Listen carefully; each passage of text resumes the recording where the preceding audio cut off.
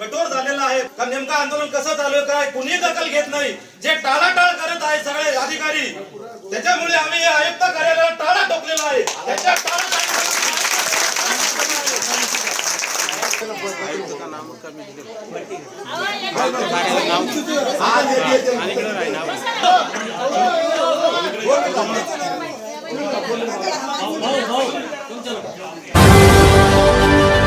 आप देख रहे हैं अब तक न्यूज चैनल।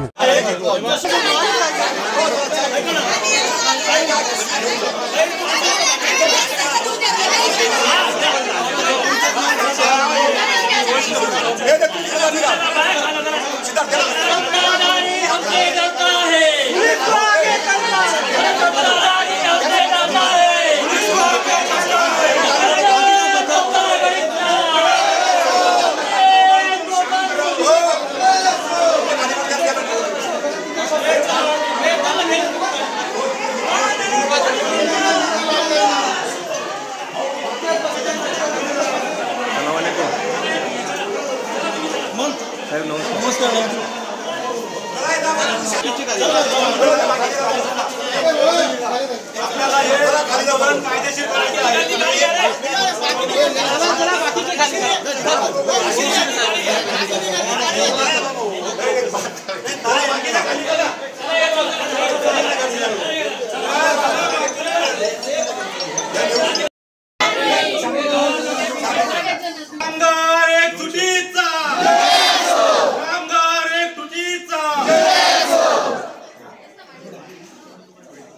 प्रशासन इतकं कठोर झालेलं आहे. नेमकं आंदोलन कसं चालू काय कुणी दखल घेत नाही.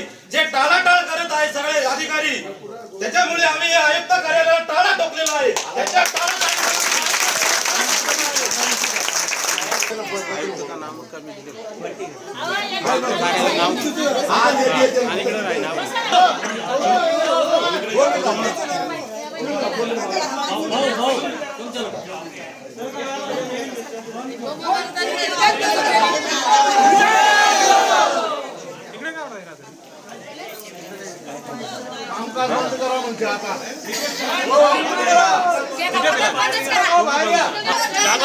कोणी आलं नाही, पोलिस मारणार नाही, काहीच करणार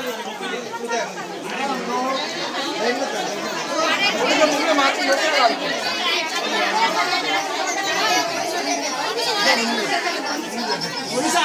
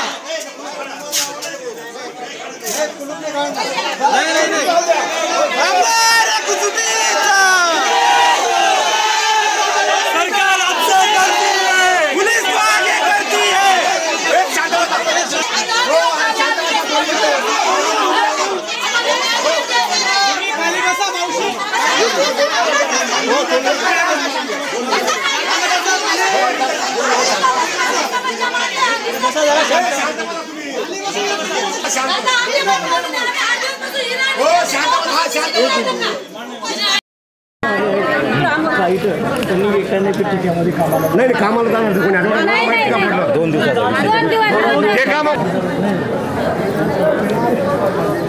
ये 7 दिन से आंदोलन चल रहा है। हाँ। एक ही मांग है यहाँ पर। पहले की डिमांड थी कि दिग्विजय कंपनी का ठेका रद्द करो, फिर ठेके में नहीं जाएंगे, फिर परमानेंट करो। ऐसी 3-4 प्रकार की डिमांड थी। आज आपकी वस्तुत बात कमिश्नर साहब से हुई है। आप आज कौन सी डिमांड आपने मतलब वहाँ मंडी में? जी, वंचित बहुजन आघाड़ी के सदर जनाब प्रकाश जी अंबेडकर और हमारे यहाँ के जिला अध्यक्ष कपिल जायरे, इनके नेतृत्व में पिछले 8 दिन से हम यही बात दोहरा रहे थे। आयुक्त साहब से हम बात करने की कोशिश कर रहे थे कि ये जो कामगार है, जो मजदूर है, इनका कहना क्या है आप एक बार समझ लीजिए। आज 8 दिन के बाद उन्होंने हमसे मिलने का समय दिया और हमने यही बात पहले रखी कि जो लोग उनकी जो सबसे पहली बड़ी मांग थी कि हमको कोई नोटिस दिए बिना हमको काम पे से निकाला गया। मतलब जब सुबह हाजिरी सेंटर पे गए तब इन्हें पता चला कि आज से आपको काम पे आना नहीं है। तो सबसे पहले यही बात हमने उनसे रखी और हमारी मांग थी कि इनको एक पहले अगर आपको निकालना था, अगर उस कॉन्ट्रैक्ट में लिखा था तो आपको उसका नोटिफिकेशन देना चाहिए था, उनसे बात करनी चाहिए थी। दूसरी हमारी बात थी कि जो लोग बेसिक पैसा मांग रहे हैं मानधन के लिए, इसका इंतज़ाम महानगर पालिका ने करना चाहिए।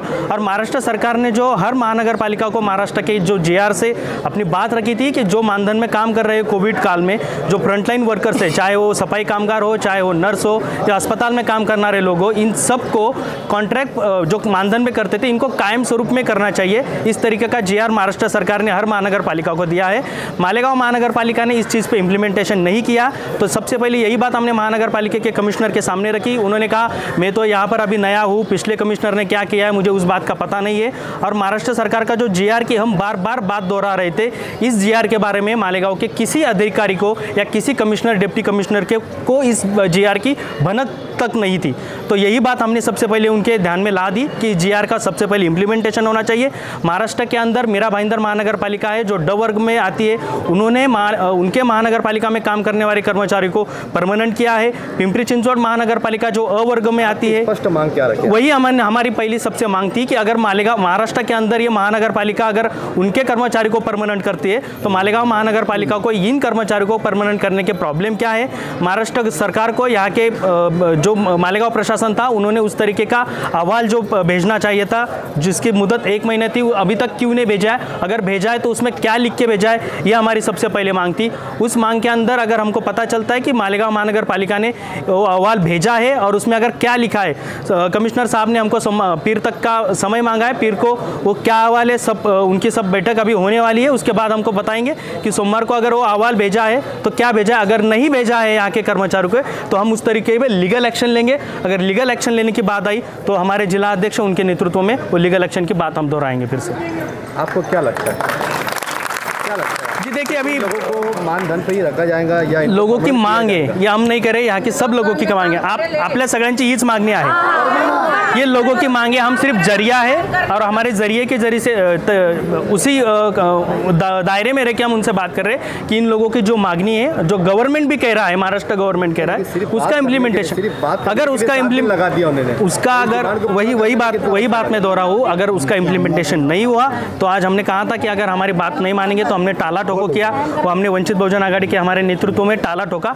अगर आगे बात ठोका तो कमिश्नर साहब नहीं ठोकता तो आज भी मतलब नहीं आते, शायद नहीं आते। तो इस तरह के कई ठोस कदम आगे भी इसके लिए आपको उठाने जी, इस तरीके के ठोस कदम हमारे कपिल भाऊ आयरे के नेतृत्व में हम उठाएंगे और कर्मचारियों के जो मजलूम लोग हैं उनकी बात हम दोहराएंगे और हमारी आवाज़ हम बुलंद करके मालेगांव महानगर पालिका के जो कमिश्नर है उनके तक रखेंगे। अगर नहीं हुई तो जो आगे के रास्ते की लड़ाई है वो भी हम कायदे के दायरे में रह के रास्ते की लड़ाई लड़ेंगे।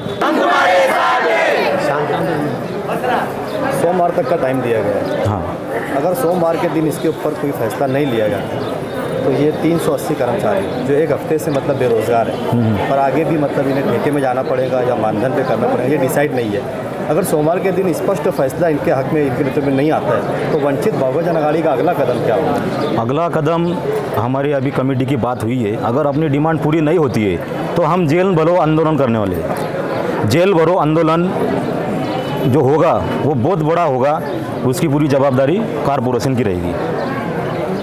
यहाँ पर मतलब एक हक अधिकार मांगने के लिए आप आए हैं, लेकिन पुलिस का इतना बड़ा बंदोबस्त यहाँ लगा देना, ऐसा लगता है कि शायद यहाँ पे बड़ा टेररिस्ट हमला तो नहीं होने वाला है। इस पर आप क्या कहेंगे? ये सब अभी जो है इनके पास कुछ आंसर नहीं है, ये पब्लिक को क्या बोले, वो सब गलत है, उनको भी पता है। तो उन्होंने बचा कैसे जाए, तो ये सब पुलिस फोर्स मंगा लिए उन्होंने सिर्फ, हाँ, मजदूरों के लिए।